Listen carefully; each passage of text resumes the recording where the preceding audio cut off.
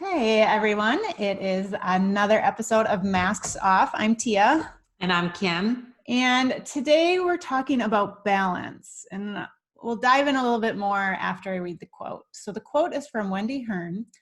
I'm not suggesting you deny or suppress your emotions, but just discover for yourself what it takes for you to handle your emotions and stay balanced. And the reason we like that quote is, our feelings create your life. We've talked about that before. And so to find balance in whatever area of balance you are looking for to find that balance, you have to kind of notice what you're feeling, what your emotions are, because when those are out of balance and we're not honoring them, we're not going to be able to find balance. And so when we were talking, we were like, well, what do we want to talk about with balance? There's so many areas. We could talk strictly about emotional feeling balance. We could talk about being in alignment balance with your inner and your outer, your values. Are you in integrity? Even, kids are back in school, as we talked about, ours are older in college, but for those of you with younger ones, odds are most of your kids are online schooling from home and you may be working from home. So finding balance there's so many areas. We could go with this and we were going to pick one and we decided not to and just show up and find our own balance in this episode of flowing. So balance, it's a big one. Yes. You hear it a lot. And I think everyone's looking for this ultimate perfect balance, right? Not too much here, not too much there, too little here and there, but that's not life. Right? We're going to fall out of balance, but can you return to balance?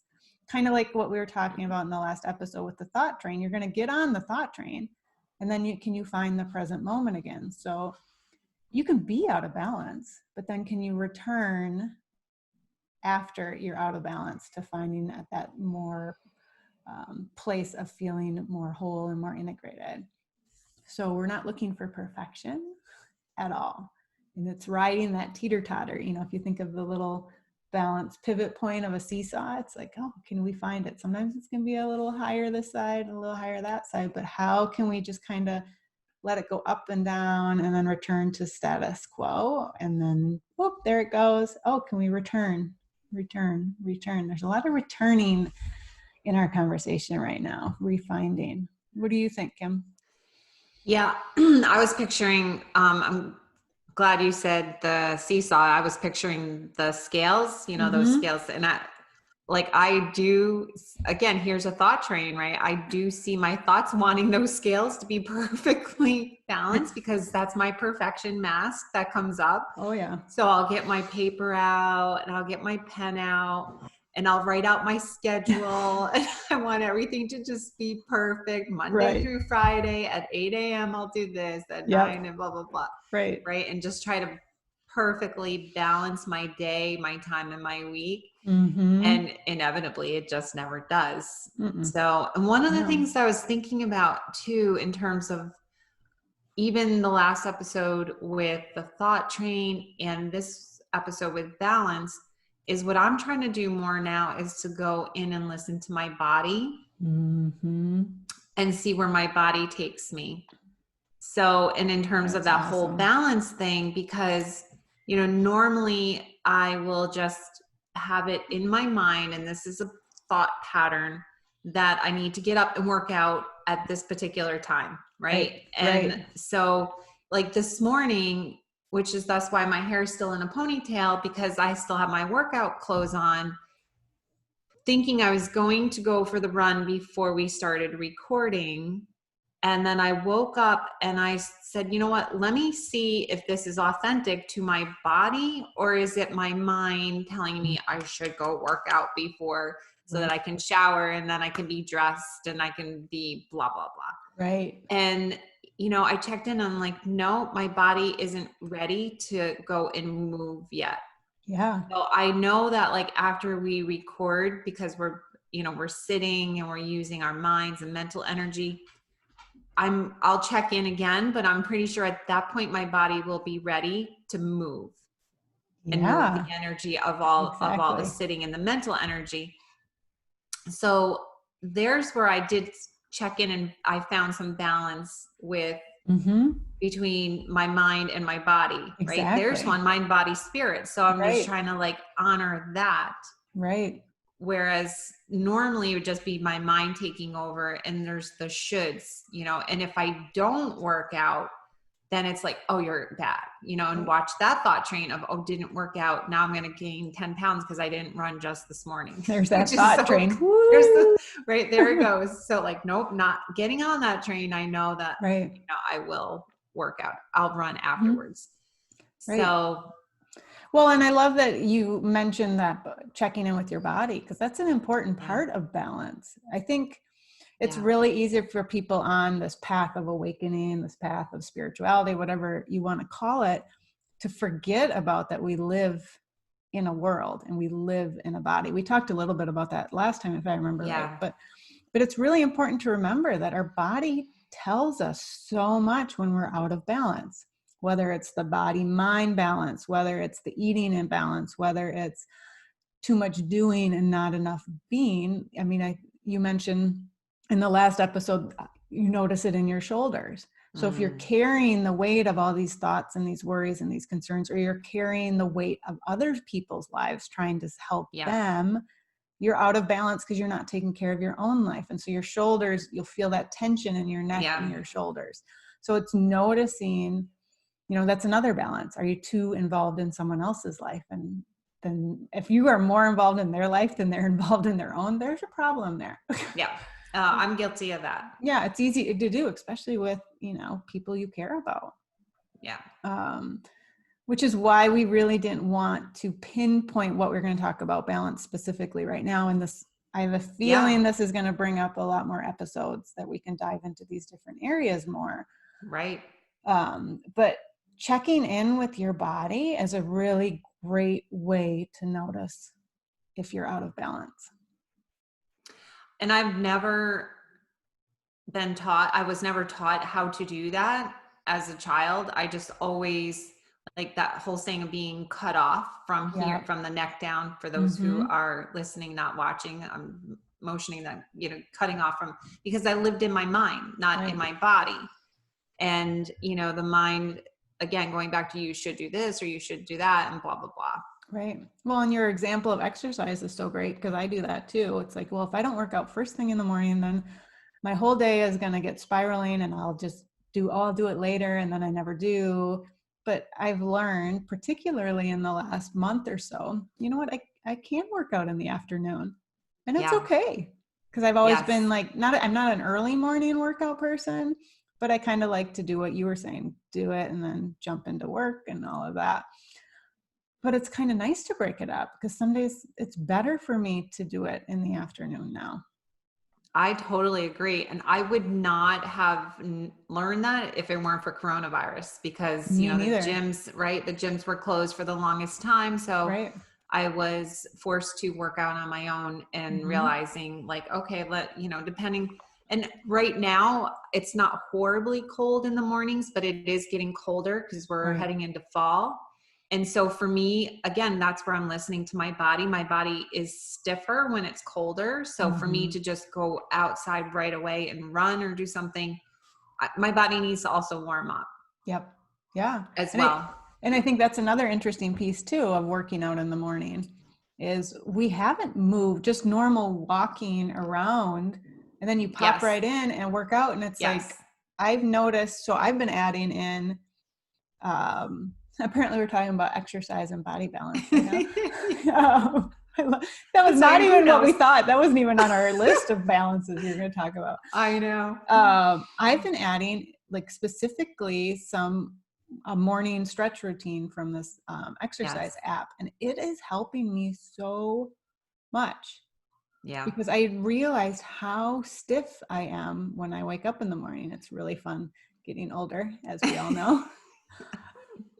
But now just doing that 10-minute routine, it's like, oh, now, okay, I can work out and I feel more mobile, versus the normal warm up isn't the same.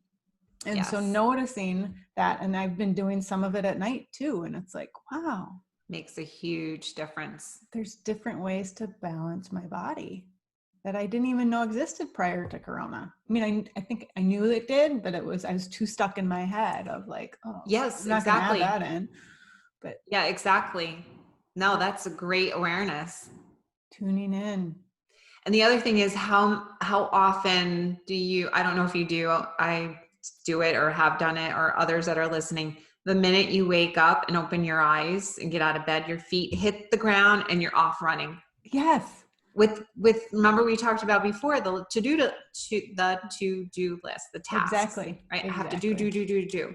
Yeah. And you mentioned already a few minutes ago that balance between human doing and human being is huge. Right. It's now, it doesn't huge. mean we don't do the doing. I mean, like right. for me, we have pets, right? So in the morning, they're very patient until I get out of bed. But boy, the minute I get up, it's like, are you going to feed me? Are you going to feed me? Are you going to feed me? Yes. You know, so of course, the first thing I do every morning is feed the animals. Yes. That's what I do. They're my fur babies. Yes. I'm going to feed them, but that's not a doing. That's also like part of my morning ritual. Yes. As well. It's like I get the little meows from the kitties and the dog bounces up and down. But then after I take care of them, because that's my, it's a responsibility when you have animals, then I can pause.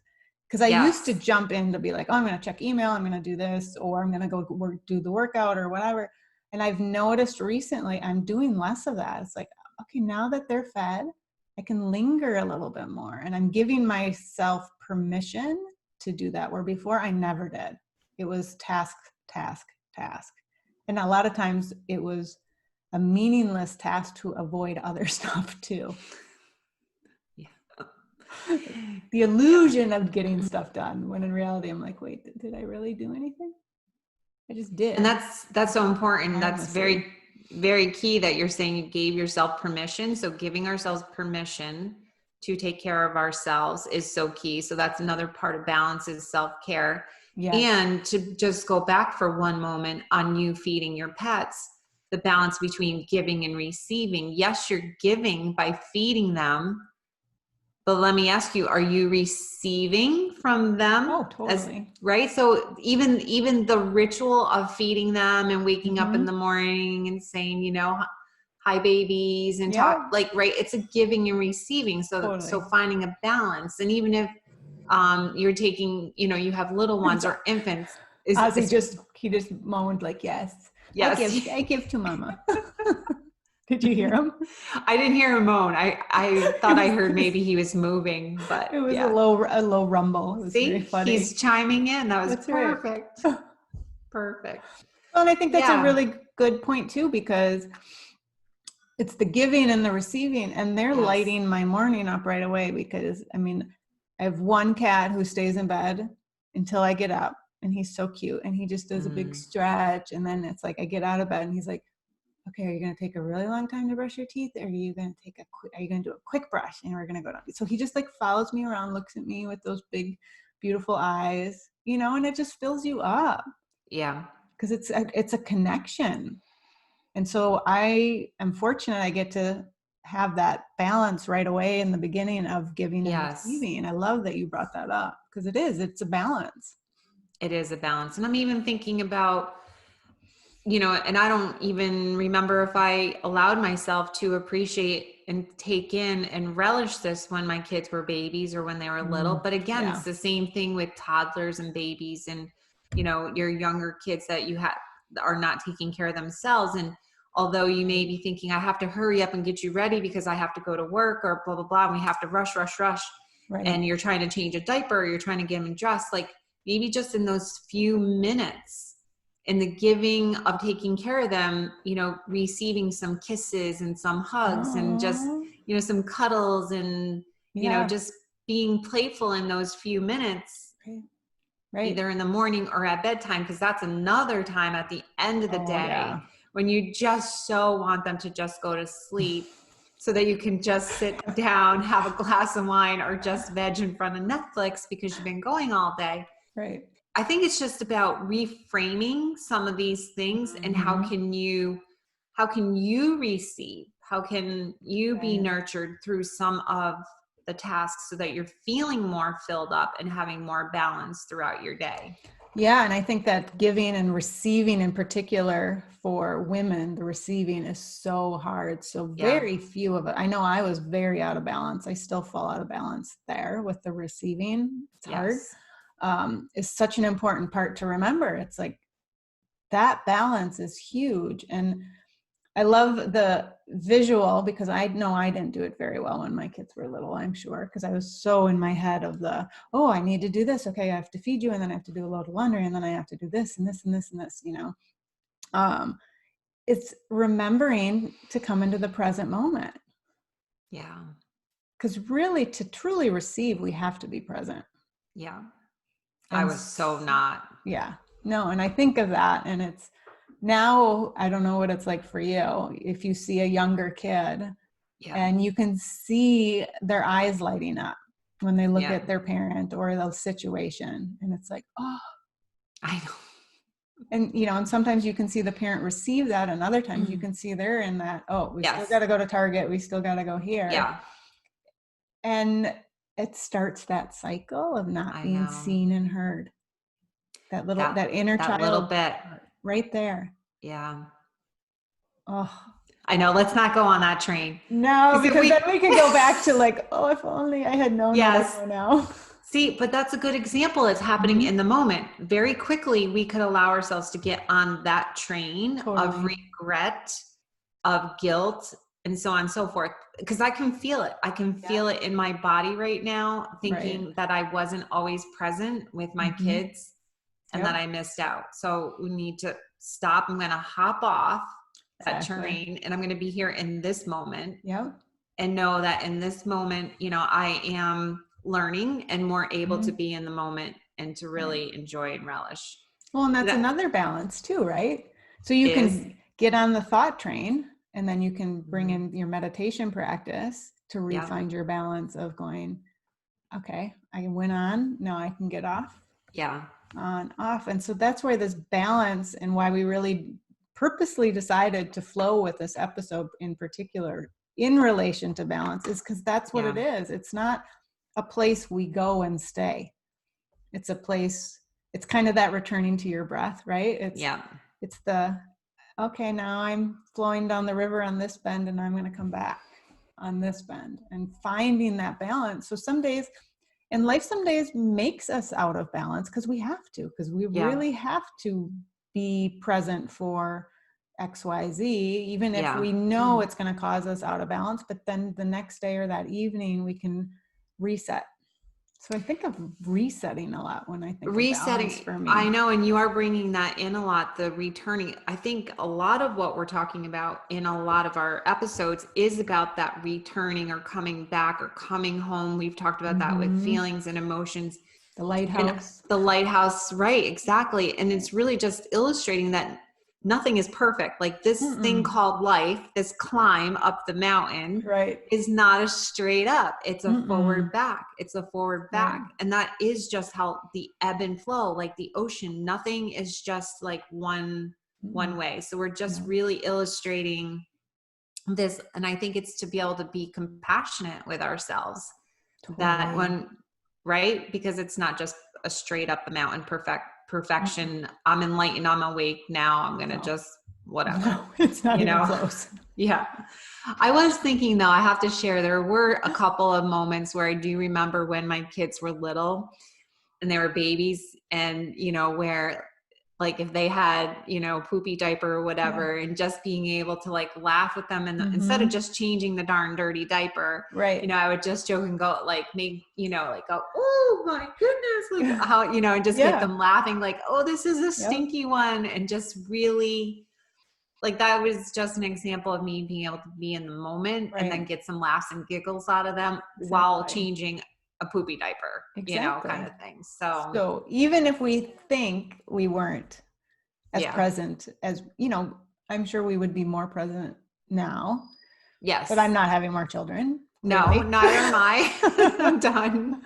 But we were more present than I think we thought we were. At least like you just brought an example right there, and I can think of several too. As well. So compassion. We're not perfection. Progress, not perfection. No. No.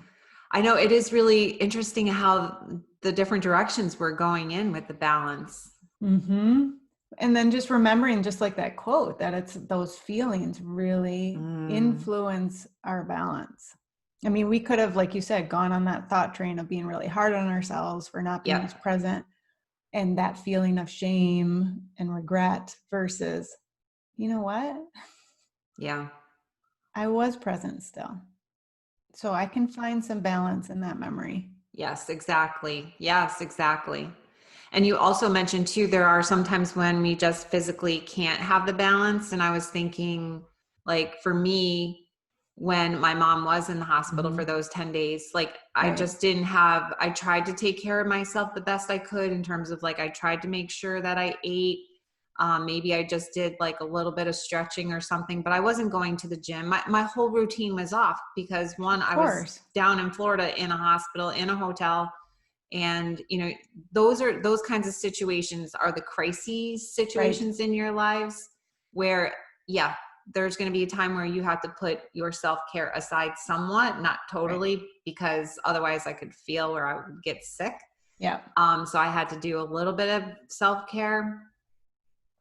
And going back to the whole physical thing, I know that because early on I was a people pleaser, a martyr, taking care of everyone, I truly firmly believe that, and it was in 2005 when I was diagnosed with the autoimmune disease, 2005, and that woke me up. That diagnosis woke me up by saying like, okay, you need to start taking care of yourself. You need to start you know, setting some boundaries, focusing more on myself and healing. And from there, you know, it's been this process, this journey of self-healing, self-discovery, all the balance. And now balance, so much balance. And now here we are, 2020. And I can honestly say, and it's been about 6 or 7 years since I have been on any medication for the disease. And while I still have some flare-ups, and a lot of times if I'm overstressed is when I will get a flare-up. Which makes sense. It makes sense, right? Body out of balance. Literally, there were books written by other Sjogren's patients, one book in particular, and her title was Body Out of Balance. So as I brought more and more balance in my life, I noticed more and more of the symptoms going away, and I had more and more health in my life and was able to get off the medication. So just even from that standpoint, just keeping stress in check, eating well, exercising well. Now, not every single person with the disease can get off medication and do that just by, but I'm sure they can lessen their symptoms. I was just fortunate to be able to get off medication and really, I wouldn't say it's completely absent, but it's really much, much better in my life. And that's that whole body, mind, spirit balance too. Yeah. You know, but your body was the one telling you when you were out of balance. Yes. Yes. And that's why it's so important people really learn to get in tune with their body, because I can't tell you how many people literally have no idea. They just notice the aches and pains, but they're not noticing the subtleties, because our body is so subtle if we pay attention. I mean, even how you sit, you know, in your posture and your alignment. Yes. It's when you're out of alignment, sitting, just that simple thing. And it's not easy to have proper alignment and posture in our bodies, especially with computers and phones and all that adds a whole nother element. But I notice now more than ever, just because I have done a lot of body work with an Alexander method person years ago, because my body was not. My chin was up in the air. And that has a whole nother thing that's, you know, living in the future, right? Your chin's up in the air. And so bringing that in, if I hadn't taken care of that, it probably would have been harder and taken longer. You know, because they work together. But if we're not taking care of the body, like what you experienced as well, eating well, moving properly, it's not one or the other, it's everything together. The body-mind connection, for sure. Totally. It's huge. I And they remember have when, science around that. yes, exactly. There is scientific, I mean, UW-Madison has a whole body-mind, Richard Davidson. I mean, the Dalai Lama and monks, you know, they come here for that. So they've put monks into MRIs and had them meditate and saw what the effects it has on the body. That's so cool. And they do a lot of studies. I didn't know it was right there in your backyard. It is. It is. That's very cool. It's pretty cool. It's what is it? I'll have to look up the name of the center, but it's specific mindfulness and how not just illnesses, but everything in life. And how it really makes Yeah, I've seen studies where they have with the monks, with the meditation, how they can just bring their heart rate so low, right? Really slow down their heart rate. Yeah, I love that. So cool. That is incredible. It is. And it just shows you the power. I mean, I imagine in your RTT sessions, people's heart rates slow down. Yes. Yes. Get into that more calm, parasympathetic state. Yep, absolutely. It does slows it all down and allows them to just relax. So yeah. Wow. Great. Amazing. Well, we need to talk a little bit more balance in future episodes. Yes, absolutely. I really think that this is a beginning of a few episodes for us. Yeah. Good. Well, thank you for listening. Yes. Thank you, everybody. Have a great and wonderful day, and stay tuned for our next episode. Have a good one. Bye. Have a good one, everybody.